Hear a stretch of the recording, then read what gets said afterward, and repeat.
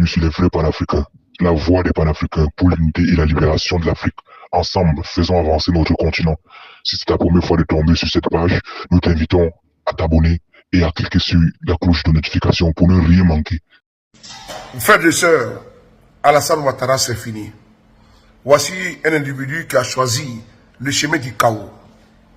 Et ce qui est insultant et révoltant, c'est que ces pushistes congénitales, ces braqueurs du pouvoir, ceux-là même qui n'a pas hésité à faire un troisième mandat mortifère avec son lot de morts, tous ceux Kofi décapités, des Ivoiriens qui ont perdu tout depuis que ce monsieur est arrivé dans la politique en Côte d'Ivoire.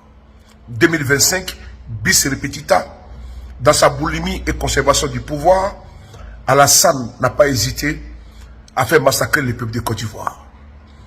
Gomene Faras Dibé fut incendié, fut brûlé vif par les militants du RDR. Près de 23 morts, des blessés graves, handicapés à vie. Beaucoup d'Ivoiriens ont perdu leurs biens. Et M. Ouattara préside un conseil des ministres ce mercredi 12 novembre 2025.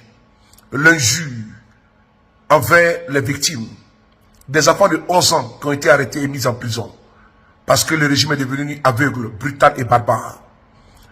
Et au sorti de là, son porte-parole dit que ceux qui défendent la République, défendent la Constitution, seront jugés.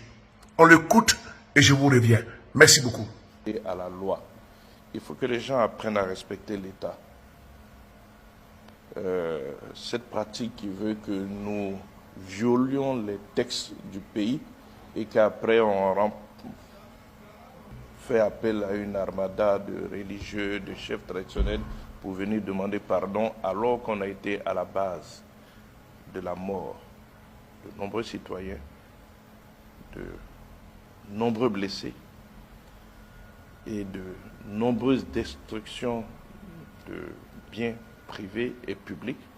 Je pense qu'à un certain moment, il faut pouvoir arrêter et que tous ceux qui commettent ces actes-là puissent répondre de leurs actes. Voilà, voilà. Vous venez d'écouter la litanie de l'individu Karan, appelé Amadou Koulibaly Ams, porte-parole du gouvernement de Fantoche et de facto de Côte d'Ivoire. Parlons même de lui, l'individu Amadou Koulibaly Ams.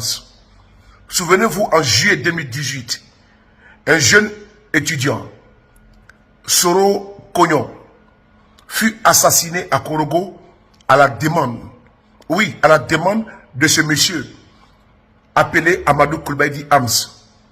Les témoignages sont légion. Lui, ministre de la communication du gouvernement de facto de Ouattara, Amadou Kone, l'actuel maire de Bouaké, se sont rendus à Korogo. Ils ont payé des jeunes, mis à disposition les moyens logistiques pour aller s'en prendre à une assemblée générale du RACI, proche du président Guillaume Soro à l'époque, en 2018. Les soudats du RDR ont donné la mort à Soro Cognon, à la demande de ce monsieur, qui aujourd'hui parle de justice, parle d'état de droit. Mais lui, il est en liberté, alors que ce criminel devait être en prison. Ce n'est pas terminé. Il y a également Alassane Ouattara lui-même, qui a dit dans ce pays, nous frapperons ce pouvoir moribond et il tombera. Je rendrai la Côte d'Ivoire ingouvernable. Je n'attendrai pas 5 ans pour aller aux élections. En 2000, Alassane Ouattara a fait un coup d'État contre le régime du PDCI, présidé par le président feu Henri Konan Bédié. Alassane Ouattara a fait plusieurs tentatives de coup d'État en Côte d'Ivoire, dont la dernière s'est muée en rébellion. Le financier de cette rébellion, c'est Alassane Ouattara. Le parrain, c'est Alassane Ouattara. Le protecteur, c'est Alassane Ouattara. Celui qui a tiré, qui en a tiré les profits, c'est Alassane Ouattara et le RDR. L'ex-maire de Bouaké, sur la place publique, a été très clair. Fanny Ibrahima, que la rébellion qui dit RDR, dit le MPCI. L'autre nom, le nom à l'époque de la rébellion, financés, nourris par Alassane Ouattara. Aujourd'hui, c'est ces personnes-là qui ont balafré la Côte d'Ivoire, qui osent donner des leçons de démocratie et de respect de l'État aux Ivoiriens. C'est l'hôpital qui se fout de la charité. Quand nous entendons parler ces ministres d'Alassane Ouattara, Amadou Kone dit Ams, regardez la photo qui est là devant vous. Nous frapperons ce pouvoir moribond et il tombera. Alassane Ouattara opposant, il a utilisé tous les moyens non conventionnels, les moyens de brutalité.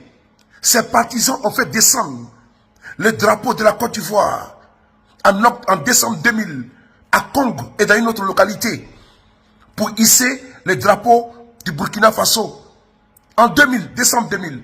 C'est ces personnes-là, contrevenantes, des personnes qui n'ont jamais respecté l'état de droit, qui aujourd'hui s'érigent en moralisateur en donnant des leçons. Je le dis encore une fois de plus, les opposants de Côte d'Ivoire s'attendent à une répression sauvage et brutale. On ne dîne pas avec un dictateur. On ne va pas à une élection avec un dictateur.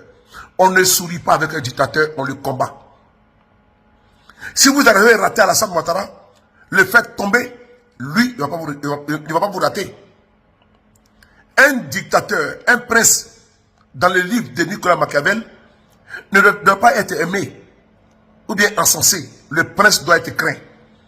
Et pour être dans cette posture-là, de crainte, le prince utilise tous les leviers pour briser, pour éteindre toutes les voix qui dénoncent son régime. Nous sommes dans un régime machiavélique. Et il faut combattre Alassane Ouattara. Il ne faut pas s'accommoder. Parce qu'il a fait, depuis qu'il est arrivé dans ce pays, ses soufifs, ses talibés, ses lieutenants qui racontent des balivèmes. C'est parce que Ouattara est encore au pouvoir. Vous devez prendre vos responsabilités devant le tribunal de l'histoire.